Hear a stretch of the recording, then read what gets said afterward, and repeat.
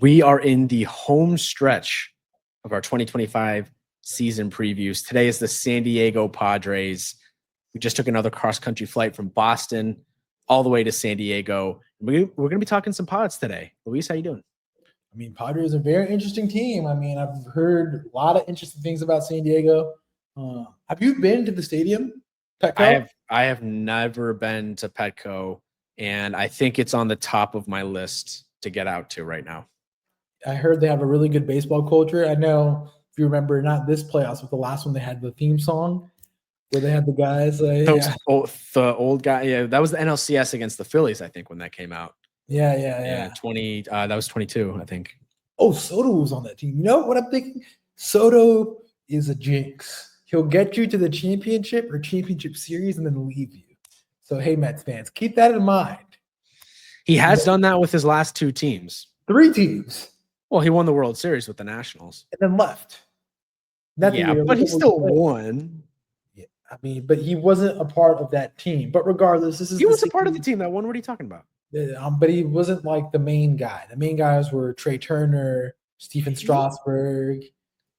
He was really good in that series. He had a home run in Game 7. I'm pretty sure. We should have said that the Nationals. This is the San Diego Padres podcast, the 2025 preview, talking about the franchise where we've seen a lot of legends like Trevor Hoffman, Tony Gwynn, and I mean, there's a lot to talk about. This is a team in transition.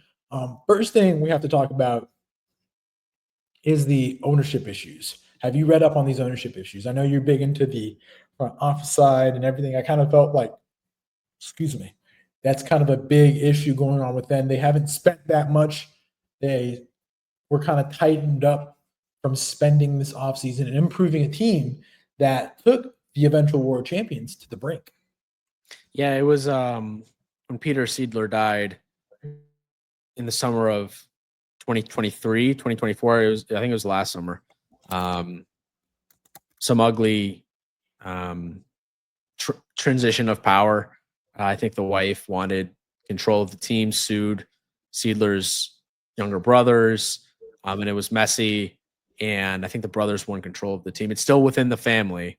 But yeah, there was some ownership uncertainty over the offseason, which has led them to not spend. And now there's more speculation that they're going to want to continue cutting payroll, which would be unfortunate, but also, I don't know, could be a good thing. I think this team has a lot of contracts on the books that maybe would be cause for concern in terms of building a winner. Let's talk about it. I mean, at first base, we got listed Luis Arraez, the singles king, the batting champ. We got Fernando Tatis El Nino at right, Jackson Merrill at center, Manny Machado at third, Jake Cronenworth at second, Xander Bogaerts at short, Jason Hayward at left, Elias Diaz at short catcher, and Tiroso Ordenales at DH, with Luis Campusano as the other catcher, Connor Joe, and then one of Judge's personal friends, Tyler Wade, Yankee legend. Yankee legend. Yeah, Yankee legend. But rotation-wise, Dylan Cease, Michael King, Yu Darvish, Nick Pivetta, and Kyle Hart, who they acquired Pivetta in free agency and Kyle Hart through the KBO in free agency. They also have their bullpen, I think, something that we really have to touch on. They did lose Tanner Scott, but this bullpen is juiced. Probably the best in baseball, in my opinion, with Roberto Suarez, Jeremiah Estrada, Adrian Morejon, Wandy Peralta, Ron Marinaccio, Alec Jacob, Yuki Matsui, and Jason Adam. Currently, Joe Musgrove had Tommy John back in October. So let's talk about it, William. A team that got a lot of money tied up into Mr. Machado, Mr. Bogaerts, Michael King, and Dylan Cease. Free agents here real soon. What are we feeling here, big dog? Yeah, Cease is a free agent after this season. Arraez is a free agent after this season. Michael King is a free agent. Well, they have a mutual option for next season, so he could be a free agent. There's a lot of question marks We talked about the Red Sox having some question marks. I think this team has question marks in a different way. This team more so has question marks in terms of payroll, and are they going to trade some of these guys to move off of the contracts? Right now, we've heard Arraez in trade rumors. We've heard Dylan Cease and Michael King. Those are kind of the three main ones. If I had to take a over under of 1.5, I think they're probably going to trade 2. I think Cease is for sure gone. I think he'll get a return. I mean, I just feel like, William talks about this a lot, guys. I mean, William talks about we're in a pitcher's age in baseball, but I just feel like the lack of top end starting pitcher talent right now in the Major League Baseball is felt everywhere. So I feel like contenders will pay a premium to get that ace into the fold.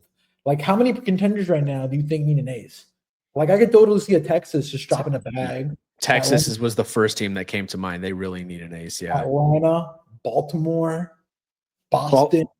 I think Boston has one in Crochet, I think, and they just traded for Crochet. I don't know if they'd want to go for a rental. I think what was the other one? The Cubs could use him for sure. What was the other team you mentioned? Atlanta. They got Strider, but Strider's coming back from injury. So yeah, and they lost Fried, but they also have Chris Sale, who just won the Cy Young. We'll get to the Braves preview in a couple episodes. Mets got some pitching injuries. Yeah, there's definitely a market for Cease. I think that's why he's the most likely to get traded. And I think King too. I mean, you can talk about Michael King. I mean, I'm a big Michael King guy. I mean, talk about Michael King, man. A guy that converted reliever into a starter. I kind of feel like, the Yankees undersold him for Juan Soto. I don't know if they undersold him. I think that was kind of the one guy in the trade that they didn't want to give up, but they knew they had to throw him in to end up getting Soto. And it probably really hurt them to get rid of Michael King. He just generates really weak contact, sinker guy, sweeper guy. Guys don't hit the ball hard off him. He doesn't necessarily throw super hard, but he's got really good stuff. A lot of break on his pitches. And he's really good. I think it's weird because the Padres could, in theory, win with this team. They could make the playoffs. They could be a wild card. But let me ask you this. What's the biggest, with this team, what do you think is the weakness? What do you pinpoint and see, what's the big holdup from you, completely buying in? Because it seems like you're completely restraining yourself in your seat trying to buy in from this team. I think the biggest question is the outfield, most specifically left field, because last year they had three outfielders. All three of them were all-stars. This year you still have Tatis and Merrill, of course. I think there's a question mark in if Merrill can replicate the form of his rookie season. I think he can. I think he's a really good player. Merrill's have you seen his spring training stuff, his exit velos and all that? Yeah. Fast speeds. He's going to be he could be a superstar. If there's a dude I think that can be a sleeper superstar in this league, I think it's Jackson Merrill. Okay. Yeah, I would agree. I think he will be good. It's just always hard second year. Sometimes there's a sophomore slump. But left field, you got Jason Hayward and Connor Joe platooning instead of Profar, who was an all-star last year. That's a concern. Connor Joe's a quality. Hayward, what you're going to get at defensively. Got that championship pedigree. Been in a bunch of clubhouses in the majors. One's pretty much everywhere he's gone. He was with the Cardinals, he was the Cubs, the Dodgers, the Braves. He's pretty much been all around the block. And I just think, the backstop is I think, the issue with Elias Diaz, which I think he's good, but it's just a question mark is with those Colorado guys, do those Colorado guys replicate those numbers in different parks? Yeah, and he'll probably be platooning with Campusano, but both of those guys were backups for Kyle Higashioka last year, who they lost to Texas. Yeah, he's a really good defensive catcher, and he can hit every once in a while too. You also have the question mark of can Xander Bogaerts get back to his form on the Red Sox? He was pretty bad last year. Can Jake Cronenworth get back to his 2021, 2022 when he was good? I feel like we're pretty far removed from him being a legit bat at this point. Machado, that contract doesn't look very good right now. He's still, I think Machado's under contract through 2033. Yeah, 2033. So 2033, and the big issue with the Padres, and I know, I think me and William can talk about how good this team can be, I think this is a playoff team. Let's just get that out of the way. We're not taking that away from them. Like, Are they a playoff team if they trade some of these arms? right now, I'm talking about them right now. Like Right with now, okay. roster constructed, like whatever. Because if they do trade Cease, King, mainly Cease and King, it's because of what they have coming up. Which, I mean, Machado will go up to $25 million next year, then to $39 million in 27. Excuse me. I mean, Cronenworth's due $12 million till 2030, and then Bogaerts is due $25 million till 2033. And then you're paying guys like Yuki Matsui $5 million, Wandy Peralta's getting $4 million. I mean, it's just interesting that it's like, how do you get better with this team if you're in a crunch for payroll? Which then I think the move is like, if you are going to trade one of these arms, you have to be creative and get MLB talent back to make this team better. And so that's the thing. And when you look at their prospects, they don't have a lot of guys coming up. The only guy is Ethan Salas, but he's still a kid. I don't think the dude is legal to drink in this country. No, he can't. I think he's like 19. That's what I'm saying. He's still, he's a 19-year-old. Like, so that's just my thing. Like, do we agree that the playoff team currently constructed? Yes. Yeah, right now, yes. But I don't know if they're trying to win, unfortunately. There's so many question marks with ownership right now. If they weren't trying to win, you would have already traded guys. You would have started to blow it up. Because I kind of feel like, hypothetically, Dylan Cease, you probably get the most return for him now. Because if he pitches awfully to start the year, like you start the year, this upcoming year, you lose trade value. Yeah. And right now, it's spring training. You're having these spring training injuries. You need Jose Quintana just signed. Like, the starter's going to run out quick. Marcus Stroman, nobody wants Marcus Stroman for the reasons that we know. And I think the Yankees need Marcus Stroman now. So, yeah, which that's another podcast. But guys like Dylan Cease don't come off trees. There's a reason why people were interested last year, and there's a reason why they traded Drew Thorpe and company for him to the White Sox. The question is your ceiling with how currently constructed with payroll, your ceiling is the division series. You're currently at the division series. Again, if they trade those guys, I just don't think they're gonna be in contention. Also, 38-year-old Yu Darvish, guy's been in the league forever. Like, he's just another year older. Maybe eventually he just kind of falls off. No Joe Musgrove this year. It's going to hurt him, I think. They really need Roki. That's why I understand why Yu Darvish is mad.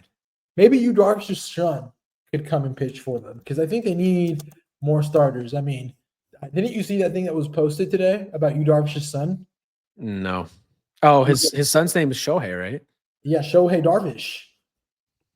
So, and he's pitching in California, I believe. Yeah. He is pitching. He's set to graduate in 20. He's a senior right now in California, and he's set to pitch. So, hey, get him that international amateur money, San Diego. Call him up. Call him up, Get him for a stretch run. Like, I mean, they got my guy, Ron Marinaccio. Like, this team can easily be there at the end of the season towards the World Series. It's just a question of, do they have enough? Can those guys that had down years be okay?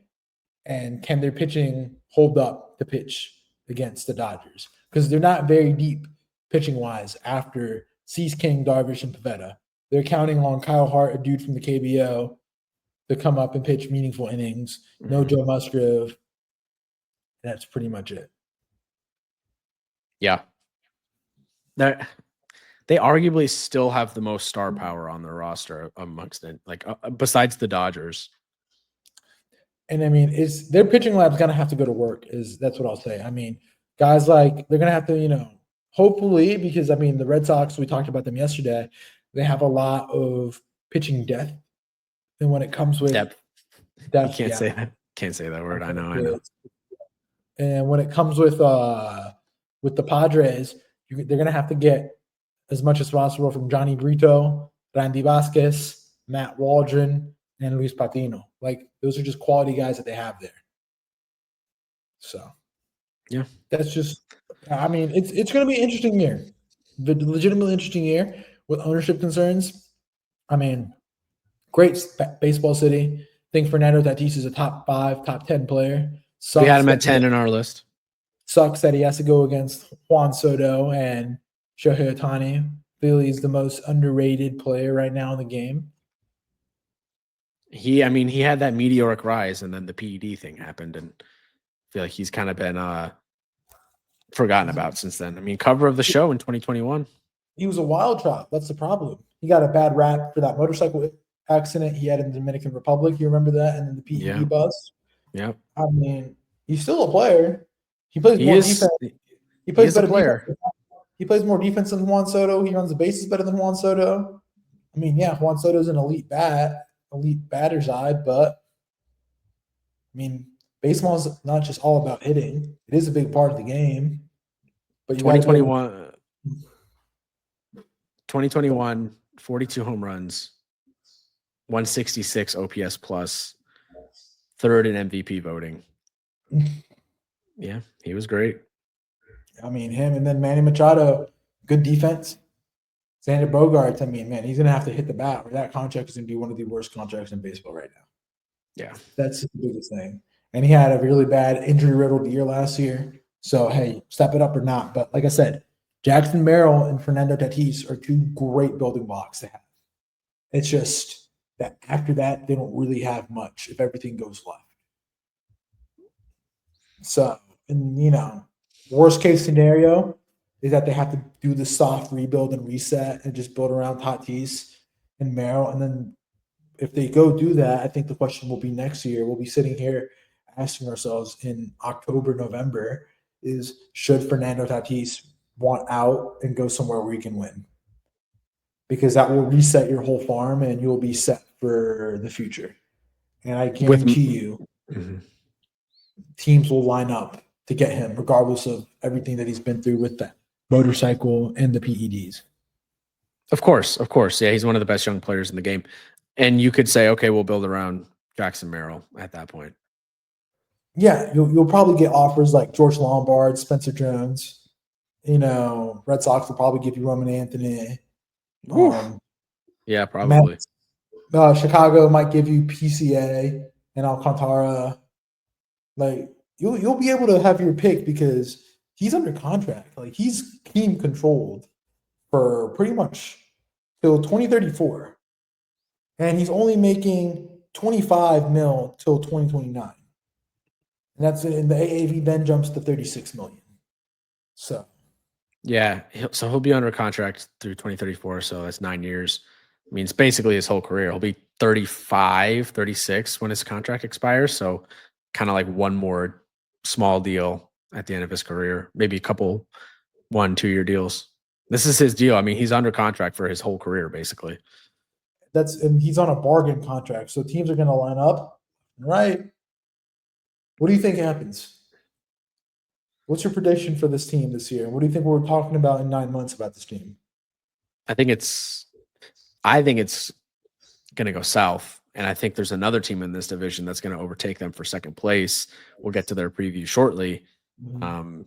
And I think it's going to be kind of a sell-off. I think Cease is gone. I think Arraez is gone. I don't know. Michael King probably gone too. And then it's kind of what's left. You still got some big contracts with Tatis, Machado, even the Bogaerts, of course, and even the Cronenworth contract's kind of big too. So I think it's going to go south, unfortunately. I don't know what the number is. I think it's 85.5. I'm under. So I just 85.5. They won 93 last year and that's when they had Ha-Seong Kim, Tanner Scott, Kyle Higashioka, and Jurickson Profar. Yep. So I'm going to be safe here. I'm going to go under as well because I don't know if we don't know what they're going to do, essentially. And that whole division got better. The whole NL is just better in general. Very few teams. Could we all just agree that very few teams got worse? Like the only teams that you can say like got worse in the NL were probably the Cardinals Pirates didn't do much. Amongst the contenders, I don't think anybody got worse. But just in general, did anybody get worse in the NL? The Marlins, yeah. The Nationals are just going to be Nationals, but did the Phillies get worse? no. We don't have to answer that question because we have that team preview coming out with a special guest. So Milwaukee, you could say got worse because they lost Adames and Devin Williams. But we trust Milwaukee's development. Chicago, is Chicago the same? Chicago's better. They got Kyle Tucker. Let's not get into the podcast. It's hypotheticals. We're not going to get deep. But you're going under. I'm going under. What's the ceiling for this team for you? Ceiling is, I think, the division series. Yeah, I can see that. And if they get the right matchup, I can see them in the CS. Because we can be honest with ourselves. Like last year, if they beat the Dodgers, they would have gotten the Mets. They would have been in the World Series. They would have been in the World Series. And they were a game away. They took them to Game 5. Yeah. Good rivalry. I'll be excited to watch them. I hope that it doesn't go south. I hope I'm wrong with this prediction. I hope that ownership does spend because I do think this team has the ability to go deep. Yeah, they're fun. I love playoff games in Petco. They're two pieces away. They're a starter away, assuming everybody stays, and a bat away. And that could come internally. Definitely the bats. I think they're one bat away. If one of these guys just randomly has a good year again, like Cronenworth or Hayward, they could get that internally. Bogaerts. It stinks that they couldn't bring back Jurickson Profar back. Yeah. He did get a nice bag, but he was great 2 years ago there, and then he went to Colorado. He was awful. Then he came back and was great. So, yeah. But that wraps up the San Diego Padres edition of the Locked In Sports Podcast 2025 team preview. William, where are we going tomorrow? Chicago, hometown team. Oh, we're going to get some Chicago hot dogs. We're going to go visit the Bear, where they filmed the Bear at, with, what's his name? Jeremy Allen White. Yeah. I don't know where I know the scenes across Chicago. I don't know where the restaurant is. I'm sure it's a set, honestly, in Hollywood. Although they do film, because a lot of my coworkers and friends have seen him in person. So I don't know. I don't know exactly where they film it. It's actually filmed in Chicago. Well, I know it's in Chicago. I just don't know what part of the city is what I meant. In River North. On Orland Street. So it's I know where Mr. Beef. I know where the beef restaurant is. Yeah. Mr. Beef, a 1979 establishment. So I'm ready. I have my winter jacket and I'm ready to go. Do you even have a winter jacket right now? I don't. I went to Colorado and I wore a windbreaker. Oh my goodness. It was fun. I loved it. I didn't care. It was cold, but I completely enjoyed it. But it is what it is. That wraps up San Diego's podcast, San Diego Padres podcast, Team Preview 2025. We'll be back with you tomorrow with the Chicago Cubs. Any last notes, William, before we hop off? That's it. We're both under on the Padres. Going to the Cubs tomorrow. Tokyo series is coming up shortly. That's why we're doing Cubs and Dodgers back to back. Excited for baseball to start. Until then, catch you guys next time. Peace out.